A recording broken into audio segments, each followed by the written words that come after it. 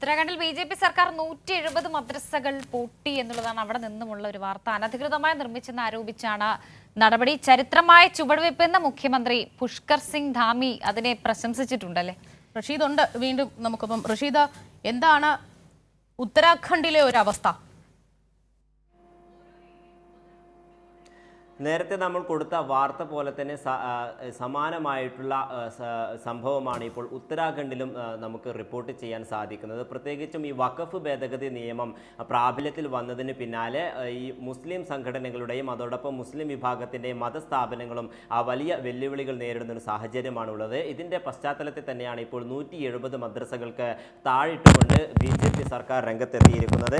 ഈ മദ്രസകളെക്കുറിച്ച് പഠിക്കാനും അതോടൊപ്പം വിദ്യാഭ്യാസ സ്ഥാപനങ്ങളെക്കുറിച്ച് റിപ്പോർട്ട് നൽകാനുമായി സംസ്ഥാന സർക്കാർ, അതായത് ഉത്തരാഖണ്ഡിലെ സംസ്ഥാന സർക്കാർ ഒരു സമിതിയെ രൂപീകരിച്ചിരുന്നു. ഈ സമിതി നൽകിയിട്ടുള്ള റിപ്പോർട്ടിൻ്റെ അടിസ്ഥാനത്തിലാണ് ഇത്തരത്തിലൊരു നടപടി എന്നാണ് ഇപ്പോൾ ബി.ജെ.പി. സർക്കാർ വ്യക്തമാക്കിയിരിക്കുന്നത്. നിലവിൽ 170 മദ്രസകളാണ് ഇത്തരത്തിൽ താഴിട്ട് പൂട്ടിയിട്ടുള്ളത്. അതേസമയം ഈ റിപ്പോർട്ടിൽ 500 മദ്രസകൾക്ക് നേരെയാണ് ഇത്തരത്തിലുള്ള ആരോപണങ്ങൾ ഉയർന്നിരിക്കുന്നത്. പ്രധാനമായും ഈ സമിതിയുടെ റിപ്പോർട്ടിൽ പറയുന്നത് ഈ കെട്ടിട നിർമ്മാണത്തിന് ആവശ്യമായിട്ടുള്ള അംഗീകാരങ്ങൾ നേടിയെടുത്തിരുന്നില്ല.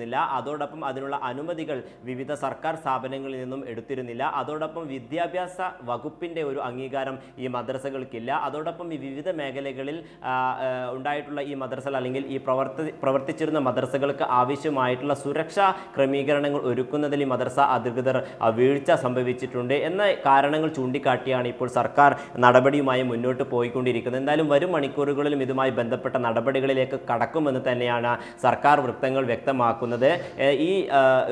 ഇത്തരം പ്രവർത്തികളെ ന്യായീകരിച്ചു കൊണ്ടുള്ള ഒരു സമീപനമാണ് ഉത്തരാഖണ്ഡ് മുഖ്യമന്ത്രി പുഷ്കർ സിംഗ് ധാമിയുടെ ഭാഗത്തു നിന്നും ഉണ്ടാകുന്നത്. പ്രത്യേകിച്ചും ഇതൊരു ചരിത്രപരമായിട്ടുള്ള ചുവടുവെപ്പാണ്. അതോടൊപ്പം ഇത്തരം ഈ തീവ്രവാദവുമായി ബന്ധപ്പെട്ട അല്ലെങ്കിൽ വിദ്യാഭ്യാസത്തെ തീവ്രവാദവൽക്കരിക്കുന്ന രീതിയിലുള്ള മതസ്ഥാപനങ്ങൾക്കെതിരെ കർശനമായിട്ടുള്ള നടപടികൾ സ്വീകരിക്കുമെന്ന് തന്നെയാണ് ഇപ്പോൾ പുഷ്കർ സിംഗ് ധാമിയും വ്യക്തമാക്കിയിരിക്കുന്നത്. ഇത്തരത്തിൽ ന്യൂനപക്ഷ വിഭാഗങ്ങൾക്കെതിരെയും അതോടൊപ്പം മുസ്ലിം വിഭാഗങ്ങൾക്കെതിരെയും ഉള്ള വലിയ കടന്നുകയറ്റമാണ് ഉത്തരാഖണ്ഡിലും ഉണ്ടായിട്ടുള്ളത്. നേരത്തെയും ഇത്തരത്തിൽ മധ്യപ്രദേശിലും മദ്രസകൾ പൊളിച്ചടക്കുന്ന ഒരു സാഹചര്യം ഉണ്ടായിരുന്നു. അതേസമയം ഈ വഖഫ് ഭേദഗതി നിയമം പ്രാബല്യത്തിൽ വന്നതോടുകൂടി മുസ്ലിം സംഘടനകളുടെയും അതോടൊപ്പം ഈ വിദ്യാഭ്യാസ സ്ഥാപനങ്ങളും പിടിച്ചടക്കാനുള്ള ഒരു ശ്രമമാണ് കേന്ദ്ര സർക്കാരിനെയും അതോടൊപ്പം ഉത്തരേന്ത്യൻ സംസ്ഥാനങ്ങളിൽ ഭരിക്കുന്ന ബി.ജെ.പി. സർക്കാരിൻ്റെയും ഭാഗത്തു നിന്ന് ഉണ്ടാകുന്നത് എന്നാണ് ഇപ്പോൾ മുസ്ലിം വ്യക്തി നിയമ ബോർഡും അതോടൊപ്പം വിവിധ മുസ്ലിം സംഘടനകളും ആരോപിക്കുന്നത്.